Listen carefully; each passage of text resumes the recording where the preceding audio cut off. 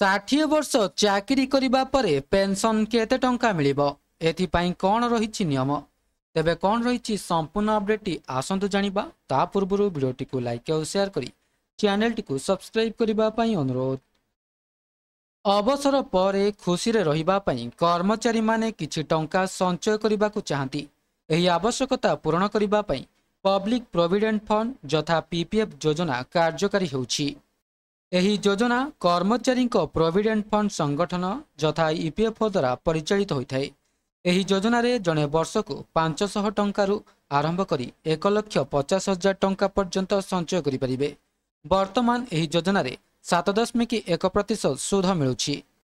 କର୍ମଚାରୀ provident fund ଯଥା EPF ମୁଖ୍ୟତଃ କର୍ମଚାରୀଙ୍କ ପାଇଁ ହୋଇଥିବା ବେଳେ ପବ୍ଲିକ୍ ପ୍ରୋଭିଡେଣ୍ଟ ପାଣ୍ଠି ଯୋଜନା ସମସ୍ତଙ୍କ ପାଇଁ ଉପଲବ୍ଧ କରାଯାଇଛି। ପବ୍ଲିକ୍ ପ୍ରୋଭିଡେଣ୍ଟ ପାଣ୍ଠି 15 ବର୍ଷରେ ମାଚୁରିଟି ହୋଇଥାଏ। ତେବେ ଜଣେ ବ୍ୟକ୍ତି 60 ବର୍ଷ ଚାକିରି କରିବା ପରେ ଅବସର ନେଲା ପରେ କେତେ ଟଙ୍କା ପେନ୍ସନ୍ ମିଳିବ? ଏଥିପାଇଁ କ'ଣ ରହିଛି ନିୟମ? ଆସନ୍ତୁ ଜାଣିବା ପୁରା ଅପଡେଟ୍। ଭାରତର ଘରୋଇ କ୍ଷେତ୍ରରେ କାର୍ଯ୍ୟ କରୁଥିବା ଯେକୌଣସି ବ୍ୟକ୍ତିଙ୍କ ପାଖରେ PF ଆକାଉଣ୍ଟ ରହିଛି।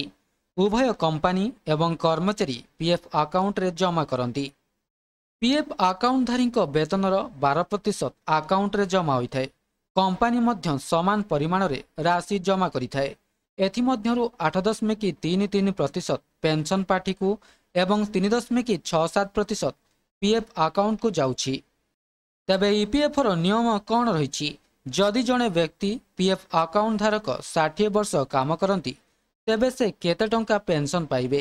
ଏହାକୁ ନେଇ ଅନେକ ଲୋକଙ୍କ ମନରେ ସନ୍ଦେହ ରହିଛି। EPFO ନିୟମ ଅନୁଯାୟୀ ଯଦି ଜଣେ 10 ବର୍ଷ ପାଇଁ ଏକ PF ଆକାଉଣ୍ଟରେ ବିନିଯୋଗ କରନ୍ତି ତେବେ ସେ ପେନ୍ସନ୍ ପାଇଁ ଯୋଗ୍ୟ ହେବେ। 50 ବର୍ଷ ପରେ ପେନ୍ସନ୍ ପାଇଁ କ୍ଲେମ୍ କରିପାରିବେ। କିନ୍ତୁ ଯଦି ଜଣେ ବ୍ୟକ୍ତି 58 ବର୍ଷ ବୟସ ପୂର୍ବରୁ ପେନ୍ସନ୍ କ୍ଲେମ୍ କରନ୍ତି ତେବେ ପ୍ରତିବର୍ଷ 4% ରିହାତି ମିଳିବ। ଏହାର ଅର୍ଥ ଯଦି କେହି 54 ବର୍ଷ ବୟସରେ ପେନ୍ସନ୍ କ୍ଲେମ୍ କରନ୍ତି ତେବେ 16% ରିହାତି ମିଳିବ। 58 ବର୍ଷ ପରେ ଯଦି କୌଣସି ପେନ୍ସନ୍ କ୍ଲେମ୍ କରାଯାଏ ନାହିଁ ତେବେ 60 ବର୍ଷ ବୟସରେ ଆପଣ ପ୍ରତିବର୍ଷ 4% ବୃଦ୍ଧି ସହିତ 8% ଅଧିକ ପେନ୍ସନ୍ ପାଇବେ। EPFର ନିୟମ ଅନୁଯାୟୀ ଯେଉଁମାନଙ୍କର ବେତନ 15,000 ଟଙ୍କା ଅଛି ସେମାନେ ପେନ୍ସନ୍ ଆକାଉଣ୍ଟରେ ଜମା କରିପାରିବେ। ଏହାର ଅର୍ଥ ପ୍ରତ୍ୟେକ ମାସରେ 15,000 ଗୁଣନ 8.33 ହରଣ 100 ସମାନ 1,250 ଟଙ୍କା କେବଳ ଆପଣଙ୍କର PF ପେନ୍ସନ୍ ପାଣ୍ଠିରେ ଜମା ହୋଇଥାଏ। ତେବେ 60 ବର୍ଷ ପରେ କେତେ ଟଙ୍କା ପେନ୍ସନ୍ ମିଳିବ? ଯଦି ଜଣେ ବ୍ୟକ୍ତି 23 ବର୍ଷ ବୟସରେ କାମ କରିବା ଆରମ୍ଭ କରନ୍ତି ଏବଂ 58 ବର୍ଷ ବୟସରେ ଅବସର ନିଅନ୍ତି ତେବେ ଆପଣ ସମୁଦାୟ 35 ବର୍ଷ କାର୍ଯ୍ୟ କରିଛନ୍ତି। EPFର ପୁରୁଣା ପେନ୍ସନ୍ ସ୍କିମ୍ ଅନୁଯାୟୀ ସର୍ବାଧିକ ପେନ୍ସନ୍ ଯୋଗ୍ୟ ବେତନ 15,000 ଟଙ୍କା ଥିଲା। ତେବେ ଆସନ୍ତୁ ଜାଣିବା ପେନ୍ସନ୍ କିପରି ଗଣନା କରାଯାଏ। ମାସିକ ପେନ୍ସନ୍ ସମାନ ହାରାହାରି ପେନ୍ସନ୍ର ଯୋଗ୍ୟ ଦରମା ଗୁଣନ କାମ କରିଥିବା ବର୍ଷ ହରଣ 70।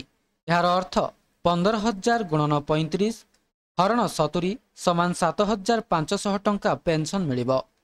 ଅନ୍ୟପଟେ ଯଦି ଆପଣ 60 ବର୍ଷ ବୟସ ପର୍ଯ୍ୟନ୍ତ ଆପଣଙ୍କର ପେନ୍ସନ୍ କ୍ଲେମ୍ ଦାବି କରନ୍ତି ନାହିଁ ତେବେ ଆପଣଙ୍କର ପେନ୍ସନ୍ 8% ବୃଦ୍ଧି ପାଇବ, ଯାହାକି 2 ବର୍ଷ ପାଇଁ ବାର୍ଷିକ 4% ରହିବ।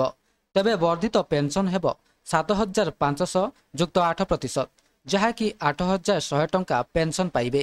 ତେବେ ଏହା ଥିଲା ସମ୍ପୂର୍ଣ୍ଣ ଅପଡେଟ୍ଟି। ଭିଡ଼ିଓଟି ଭଲ ଲାଗିଥିଲେ ଭିଡ଼ିଓଟିକୁ ଲାଇକ୍ କରନ୍ତୁ, ସେୟାର କରନ୍ତୁ ଏବଂ ଚ୍ୟାନେଲଟିକୁ ସବସ୍କ୍ରାଇବ୍ କରିବାକୁ ଭୁଲନ୍ତୁ ନାହିଁ।